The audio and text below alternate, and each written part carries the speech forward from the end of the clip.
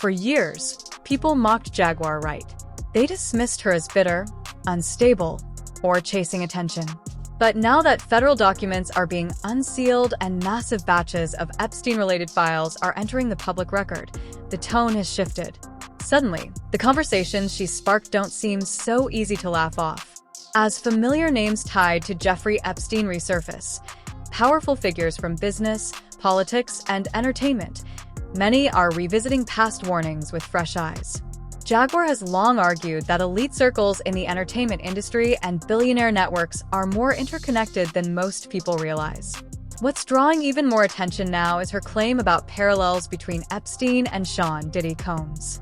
She insists the public is overlooking a deeper pattern, one that raises serious questions about power, influence, and accountability. In time to talk about Epstein and to talk about Diddy and to not see them as the same situation. Like, there's so many intersections between Epstein and Diddy that we're not even paying attention to. And people who were regulars in the Epstein crew. Epstein moved through elite circles with immense wealth, private jets, and powerful connections. Diddy dominated music, fashion, and Hollywood's inner rooms of influence. Jaguar argues he wasn't operating alone, but within a broader network. If Epstein was shielded for so long, it raises a bigger question. Who else benefited from protection? I'm still shocked that there's nothing about Naomi Campbell really coming forward yet. I'm surprised. I'm like bitterly surprised. Her Yeah, they said her name was on the list like the most as far as like flight records. Yeah. She was on a lot of flights. A lot of flights. You mentioned so Diddy's ex-girlfriend. Hey. That's funny. It doesn't automatically prove wrongdoing, but it definitely sparks serious questions. Jaguar argues the selective silence speaks volumes. Why do some names dominate headlines while others seem quietly ignored, barely mentioned at all? When you see there's some people on the list that is no longer with us. David Stern, the NBA commissioner, he's no longer with us. Michael Jackson, his name was... Which was odd. That was odd too. Chris Tucker showed up. Like a lot of people showed up. But the funny thing is it's who they're putting up, what they're pushing forward, what they're holding back on. The Sean Carter references, the Jay-Z references are very interesting on so many levels. Because it's being mentioned from different foyers, like from different aspects. Sometimes a name surfaces simply due to shared contact details or social overlap, but the network of connections is so vast that it feels bigger than any one individual. Figures like Elon Musk have been rumored in wider online discussions, while Bill Gates has publicly acknowledged meeting Epstein years ago. Bill Gates, there's a draft email in the documents that Epstein was apparently writing to himself back in July of 2013, and in it he addressed Bill Gates, accusing him of recently disregarding their friendship or whatever twisted relationship they had. He also mentioned Gates allegedly asking him to delete some past communications. And when it's past communications with Jeffrey Epstein, the reason why you'd want them to be deleted is easy to speculate about. Here is from the draft email, this section. To add insult to the injury, them implore me to please delete the emails regarding your STD, your request that I provide you antibiotics that you can surreptitiously give to Melinda, and the description of your penis.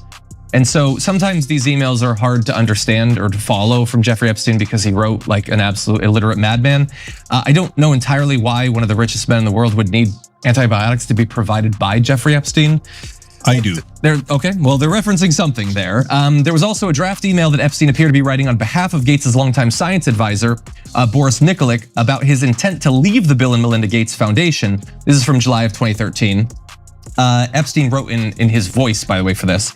During the past few weeks, I have been caught up in a severe marital dispute between Melinda and Bill.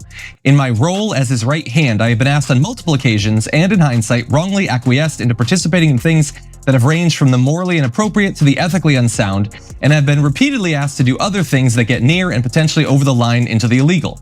From helping Bill to get drugs in order to deal with consequences of sex with Russian girls, to facilitating his illicit trysts with married women, to being asked to provide Adderall for bridge tournaments, I feel I owe it to my friends and future colleagues to admit a moral failure, to ask forgiveness, and to move on with my life. This was not an accident. This was not like, oh, golly gee, here's the wild guy. Oh, Jeffrey Epstein. Oh, yeah, he's the pedo that all the powerful people randomly know about and like and constantly go to. And he writes blackmail emails to them. And he brags about how he's constantly helping the Israelis with their spies and their ex-presidents. And we can't put 2 and 2 together? No, I put it together. It's 4. So mainstream media can tell you it's 5 or 0, but they're giant liars. Epstein was clearly part of Israel's operations here, and they're clearly were trying to blackmail the most powerful people in the country. These aren't minor players. They're billionaires and global power brokers, men whose decisions ripple across markets and governments. That's exactly Jaguar's point. When you're operating at that level of influence, the rules don't always look the same as they do for everyone else. Then there's the biggest mystery surrounding Jeffrey Epstein, his death. Officials ruled it a suicide inside a New York jail, yet unanswered questions fueled public doubt. Reports of missing or malfunctioning surveillance cameras and guards who allegedly fell asleep only deepened suspicion. One former inmate even claimed the circumstances made the official explanation hard to believe. Okay, I'm joined now by someone, and this is interesting, with intimate knowledge of the very jail cell Epstein died in. Michael Francis, he was a capo for the Colombo crime family in the 1980s. He served time in the exact cell where Epstein was later held. Michael, welcome back to the program. Tell us about that cell, and what do you make of these revelations that there is a minute missing from the surveillance video, Michael? Well, listen, I spent 7 months on that tier and in those cells. And the first thing I have to say, there's no way you are able to commit suicide. There's just no way. There's no way to hang yourself. There's nothing from the ceiling. There's nothing from the bed. You'd have to be a midget and work really hard to try to hang yourself. And I don't think you can accomplish it at that point. As far as the cameras being off, I haven't experienced that. I did 8 years in prison. And I haven't experienced cameras being broken in the perfect storm of correctional officers not walking those cells. They walk in and they look in on you all the time. As a matter of fact, sometimes it's embarrassing to go to the toilet because they're walking past you and looking in the cell constantly. So I've said this from day one. I do not believe it was suicide. I can't talk about what happened to him, but I don't believe it was a suicide, because you just couldn't physically do it. It would be almost impossible to do it. So that's number one. It must be interesting, Michael, when you look at the video, though, it must be interesting because you know the area. I mean, we all look at this and it just looks like a prison, but this must look very familiar to you. Absolutely. Very familiar. And the fact that a minute is missing, look, everything around this guy, I just did a very deep dive into him, which I'll be releasing on my platform in the next several days. Look, there's no way that this person operated alone. Look, they have the videos. Alan Dershowitz recently said that he saw the client list, but because there's people that he can't, because he's an attorney, he can't, reveal what he saw. But he said he saw the client list. He's demanding that it be released.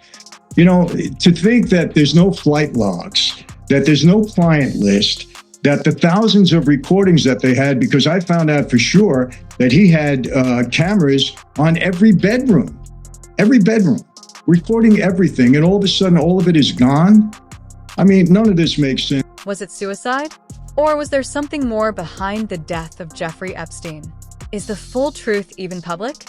Years later, firm answers still feel out of reach, and that uncertainty continues to fuel suspicion. If Epstein was silenced to prevent further exposure, some wonder what that could mean for others once linked to him. Could similar protection, or consequences, exist elsewhere? Jaguar doesn't claim to hold definitive proof. Instead, she points to patterns, delayed investigations, sealed documents, powerful figures maintaining business, as usual, while files sat unreleased for years. For a long time, critics said she was speculating. Now, with renewed federal scrutiny and waves of document disclosures, more people are at least re-examining the bigger picture. If authorities ultimately reveal how extensive those elite connections were, and whether figures in entertainment or finance operated within overlapping circles, the fallout could be significant. Recently, attention has turned toward Les Wexner, who has faced questions tied to past associations. Public scrutiny has intensified, and legal tensions surrounding testimony and investigations have added yet another layer to an already complex and controversial saga. Billionaire Les Wexner, one of the closest known benefactors of Jeffrey Epstein, says he was, quote, naive, foolish, and gullible for trusting the late convicted offender. The 88-year-old testified before members of the House Oversight Committee in a closed-door deposition yesterday. He previously led the former parent company of Victoria's Secret and hired Epstein to manage his money in the mid-1980s. In his prepared opening statement, Wexner said he cut ties with Epstein shortly after his arrest in late 2006, but the latest release of Epstein files show the two stayed in touch past then. In her book, Selling Sexy, Victoria's Secret and the Unraveling of an American Icon, CBS News contributor and Puck fashion correspondent Lauren Sherman discusses Wexner's years-long relationship with Epstein, and Lauren joins us now. So tell us more about their relationship. So Epstein was advising Wexner since the early 80s. He was introduced to him by the guys at Bear Stearns. He was vetted by him. He was a casual advisor. And then by the early 1990s, Wexner actually granted him power of attorney, which we all know is a very rare thing to do with a financial advisor. And he had that until 2007, when all these accusations and Epstein started to get into really big trouble. Wexner has tried to remove himself from the Epstein narrative, but the reality is he made Epstein very rich. And so the two men have been intertwined and have affected Wexner's legacy as an entrepreneur and a person who really built a lot of Ohio over the last 40 years. An inventory. Then there was I hired a lady to be like the house manager who had run the U.S. Embassy in Rome. And she said, yeah, I know how to do this. And I said, well, why don't we keep inventories of stuff? And she said, well, yeah, I could do that. So she did that as kind of a puny example, but I wouldn't have had the idea. But then all the things were inventoried. That wasn't work for me or Jeffrey. It was just regularly done.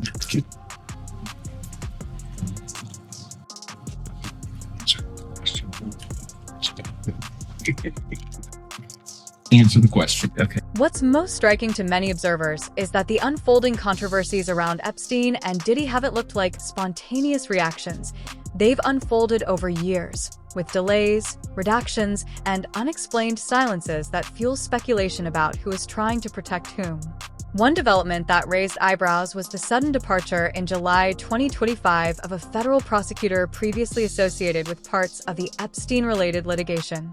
The Department of Justice did not provide a detailed public explanation, and her abrupt exit only added to the broader sense of unanswered questions. Maureen Comey, the daughter of the ex-FBI director James Comey, has been fired from the U.S. Attorney's Office there in the Southern District of New York.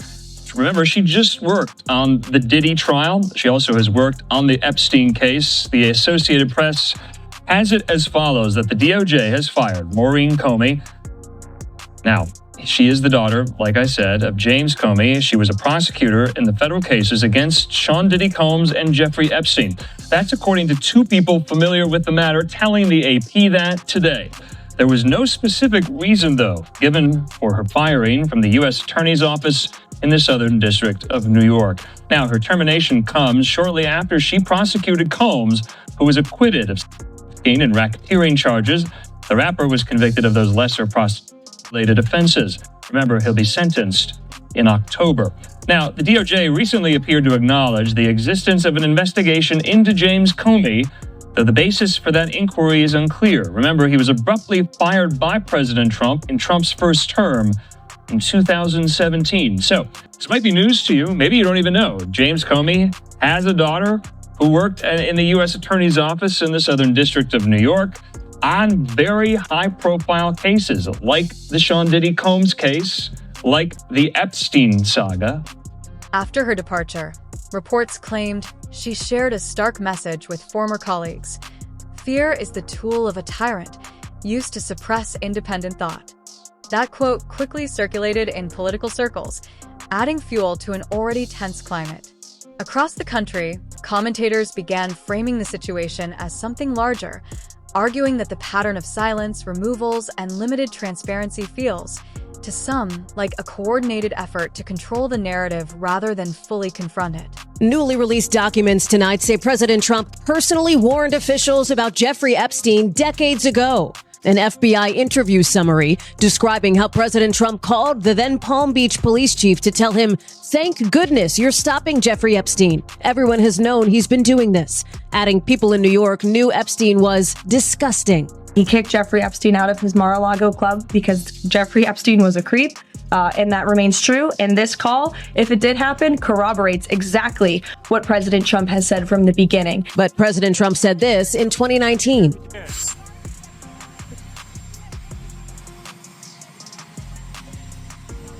No, I had no idea. I had no idea.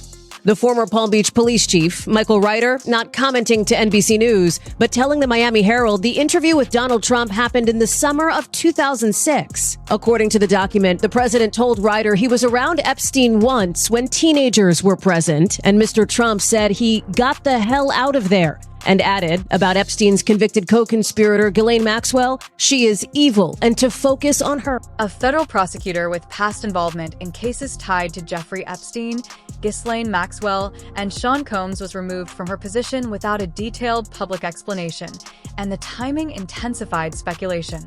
The change came amid renewed political pressure and public scrutiny surrounding the release of Epstein-related files. At the same time, outlets such as TMZ reported claims that discussions were taking place within political circles about the theoretical possibility of a presidential pardon for Combs. It's important to note that no verified public record confirms any pardon action, and such reports were based on unnamed sources. The situation drew further attention when Donald Trump publicly acknowledged that he had once been on friendly terms with Combs, but suggested their relationship had soured during a campaign period. Meanwhile, commentator Umar Johnson has offered his own perspective on how political considerations could influence any hypothetical decision. With regard to Donald Trump's refusal to pardon Sean Puffy Combs or to commute the sentence of Sean Puffy Combs, because he don't have to pardon him, Art. He could just commute the sentence and say he served enough time, let him go home. You know, he's not doing that either. And I'm gonna tell you why. It's not necessarily due to the fact that he got an issue with Diddy. And we know Donald Trump is a racist. He's a bigot. He can't stand black people. We know that. He has a whole history of racism. His father was a racist. His grandfather, Frederick Trump, who immigrated to America from Germany, because Trump is a second generation American.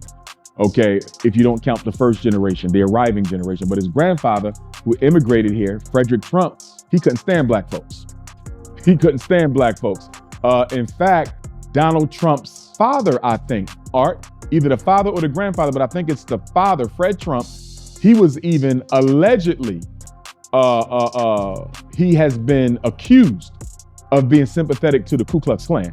And we know for a fact that Donald Trump's father and possibly even grandfather, they were well known in New York for practicing residential discrimination against black people. And so was Donald Trump. So the grandfather, father, and Trump, all German. Donald Trump is a German, by descent. They were all known to not like black people and discriminate against them in the leasing and purchasing of their real estate in New York. So you're talking about a white supremacist. Then there's Ghislaine Maxwell. Her brother has publicly defended her, arguing that she's being portrayed as a scapegoat while more powerful figures avoid accountability for their alleged roles in the broader scandal. Substantial claims that Ghislaine has put forward as to why she did not receive a fair trial. Now, the upshot of that petition will be one of three. It's denied. That's a shutout. An evidentiary hearing is ordered. The release of the Epstein files, which everyone has jumped on with some famous people having been cut down, as it were, whether it's Mandelson or Prince or whatever, the former Prince or whatever. But within the millions of pages that have been released are some exceptionally important documents from Guillen's perspective, which entirely support her contention that she did not receive a fair trial. This isn't just us or Guillen trying to get sympathy. Obviously, she's convinced of her own innocence, and the issues that have come to light, be they the matter of the lying juror or the deliberate hiding of exculpatory information and evidence by the government, by the prosecutors. It is my view that Epstein was guilty. It is also my view that my sister is not guilty. That's to say, innocent of the charges that she was convicted of. Right. I mean, okay, so there other people have been accused of things, and they have not necessarily been accused of the crime of which your sister has been accused, but people have asked questions about their association with this man, who they knew to be a convicted. So I cannot relitigate Ghislaine's trial because I don't have the knowledge and the information to do it. You can probably very easily shoot down every point I might raise. It's almost pointless trying to do it. But what I can say is, she was for a very long time, perhaps the closest friend and confidant to a convicted pedophile who trafficked. Is that in and of itself not something that greatly troubles you about your sister?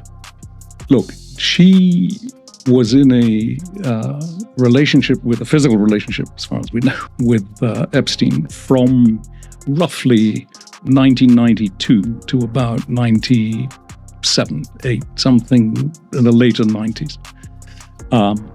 And the relationship then, that aspect of the relationship then changed, and it became a very much more professional relationship, where in fact she had substantial responsibilities for running, building, renovating, overseeing, and managing many substantial properties that he owned. Some legal experts, including Alan Dershowitz, have argued that Ghislaine Maxwell should receive immunity to testify before Congress. Their point: she knows the full scope, who traveled where, who arranged flights, and the networks behind it all.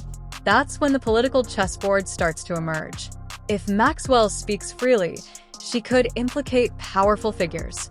If she strikes a deal, she could shield them. And if any agreement appears transactional, would the public trust her testimony? Likely not. The situation becomes even more layered with allegations against Sean Combs, who is accused of similar tactics, using confrontations allegedly to gather compromising material on influential people. Many speculated why Donald Trump didn't pardon him when rumors swirled. Judge Joe Brown suggested it was a calculated move. Combs' case hadn't fully played out legally, and issuing a pardon too soon could prematurely block the discovery of potentially larger, more consequential information. The strategy, he argued, might be about keeping the investigative window open rather than offering immediate relief. If you pardon him, you may cut yourself off from finding out what else is going on. Like when Diddy first started coming under suspicion, I said, you know what? This sounds like somebody is upset because in 15 years of recordings with all of these freak parties going on, somebody is there that doesn't want that fact to come out or that allegation to come out, so somebody's being protected. So who's being protected, and what are we criminal law to prosecute somebody, persecute them so they can't say anything about somebody? That's why we have the Bill of Rights, so that doesn't happen. But it's completely flaunting the Bill of Rights, this so-called lawfare. So is that what's really behind this whole thing? So Diddy kind of put himself right in the midst of, there were some reprehensible characteristics of what he was doing. And it's not nice. The whole thing about being into what looked like pimping, I'll say that as an allegation, is not clean. So law has this thing of if you want relief, make sure your hands are clean. So his hands aren't exactly clean of some of the things, even if the consequences are a little bit wrong in terms of what is trying to be accomplished. You don't go out and persecute somebody to protect somebody's reputation. And 15 years worth of recordings will have deterred a lot of people in the entertainment and communications industries who might have otherwise done some foul things to somebody, but they held back because they knew that somebody had damning evidence on them. So who else did you hear about at these large, several times a week freak parties? You see, you didn't hear too many names, did you? What do you really think is happening behind the scenes? Share your thoughts in the comments below.